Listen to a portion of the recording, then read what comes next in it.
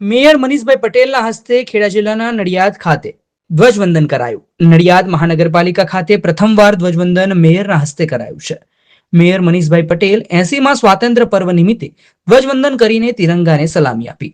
ધ્વજવંદન કાર્યક્રમમાં ધારાસભ્ય પંકજભાઈ દેસાઈ, કમિશનર કિરણ ઝવેરી, કોર્પોરેશનના અધિકારીઓ, કારોબારી ચેરમેન સહિત હોદ્દેદારો અને કર્મચારીઓએ સ્વચ્છતાના શપથ લીધા હતા. શપથવિધિ બાદ શાળાના વિદ્યાર્થીઓ દ્વારા દેશના શહીદ વીરને યાદ કરીને દેશભક્તિ ગીતો રજૂ કર્યા હતા. મહાનગરપાલિકાના કમિશનર, મેયર, ડેપ્યુટી મેયર સહિત ધારાસભ્યએ ગાંધીજી અને સરદાર વલ્લભભાઈ પટેલને સૂતરની આંટી પહેરાવી ભારત માતા કી જયના નારા લગાવ્યા હતા.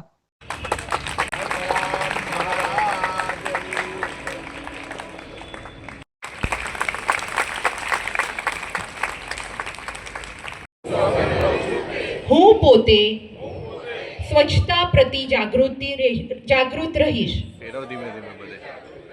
તેના હું એ માનું છું કે વિશ્વના જે પણ દેશો સ્વચ્છ દેખાય છે, હું આજે જે સોગંદ લઈ રહ્યો છું, કલાક આપે તે માટે પ્રયત્નશીલ રહીશ.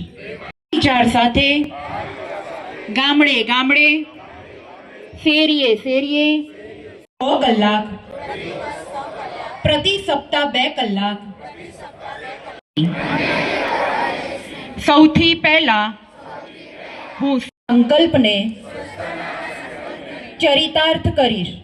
આજે 80માં સ્વાતંત્ર્ય દિનની ઉજવણી મહાનગરપાલિકાના પ્રથમ મેયર શ્રી મનીષભાઈ પટેલના હસ્તે ધ્વજવંદન કરી અને ખૂબ જ ઉત્સાહપૂર્વક લોકો દ્વારા ઉજવણી કરવામાં આવી. અને સૌ પ્રથમ વખત આ ધામધૂમથી જે ઉજવણી કરી છે, લગભગ 800થી 1000 જેટલા લોકો આજે ઉપસ્થિત રહ્યા છે. અને આપણા લોકપ્રિય ધારાસભ્યશ્રી અને પબ્લિક એકાઉન્ટ કમિટીના chairman Shri, deputy mayor Shri, standing કમિટીના ચેરમેન શ્રી અને તમામ કોર્પોરેટરો ઉપસ્થિત રહ્યા, અધિકારી, કર્મચારી, શિક્ષકો, બાળકો અને અમે જેને આમંત્રણ આપ્યું હતું એ નડિયાદ શહેરના વેપારીઓ અને NGOના પ્રતિનિધિ પણ આજે ઉપસ્થિત રહ્યા. અને લોકભક્તિના ગીતો, દેશભક્તિના ગીતો સાથે આ પ્રોગ્રામનું સમાપન કરવામાં આવ્યું. અને અંતમાં આપણા રાષ્ટ્રપિતા અને આપણા લોકલાડીલા સરદાર પટેલની આંટી, એમની મૂર્તિને સૂતરની આંટી પહેરાવી અને કાર્યક્રમને અંતિમ તબક્કામાં પૂર્ણ કરવામાં આવ્યો. નડિયાદવાસીઓને હું સૌ પ્રથમ તો આ 80માં સ્વતંત્ર દિનની શુભેચ્છાઓ આપું છું અને અમને સ્વચ્છ નડિયાદ બનાવવા માટે અને નડિયાદના વિકાસ માટે અમને સહકાર આપે એવી અપેક્ષા છે.